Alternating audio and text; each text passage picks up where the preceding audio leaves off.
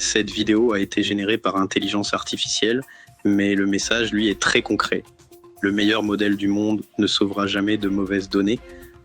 On peut déployer l'architecture la plus récente, le meilleur hardware edge. Si les données d'entraînement ne sont pas fiables, représentatives et correctement annotées, les résultats ne seront pas au rendez-vous.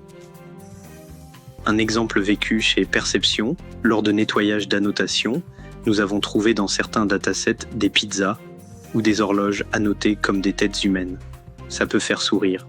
Dans un projet industriel, ce genre d'erreur a des conséquences très sérieuses. Et le problème dépasse largement les erreurs d'annotation.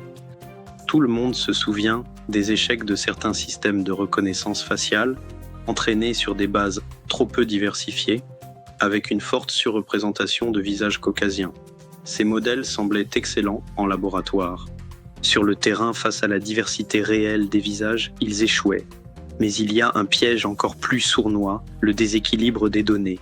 Un modèle apprend ce qu'il voit souvent, ce qu'il voit rarement, il l'ignore. Et il peut afficher 99% de précision, tout en échouant systématiquement sur le 1% qui compte vraiment. Or, dans la vraie vie, les cas rares sont rarement anodins. Le piéton de nuit, sous la pluie. Le défaut de fabrication qui n'apparaît qu'une fois sur 10 000 pièces. Et ceux qui nous suivent reconnaîtront ce clin d'œil à notre assistant de guidage pour personnes aveugles, la bouche d'égout restée ouverte sur le trottoir. Combien d'images de bouches d'égout ouvertes dans un dataset urbain ? Presque aucune. Pourtant, c'est le cas qui ne pardonne pas.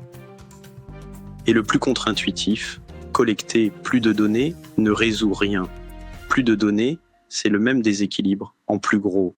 Il faut identifier les cas critiques, aller les chercher spécifiquement, parfois les générer en synthétique quand ils sont introuvables, et surtout les tester séparément, parce qu'un score global masque toujours l'échec sur un cas rare. Pour une démonstration contrôlée, des données moyennes suffisent.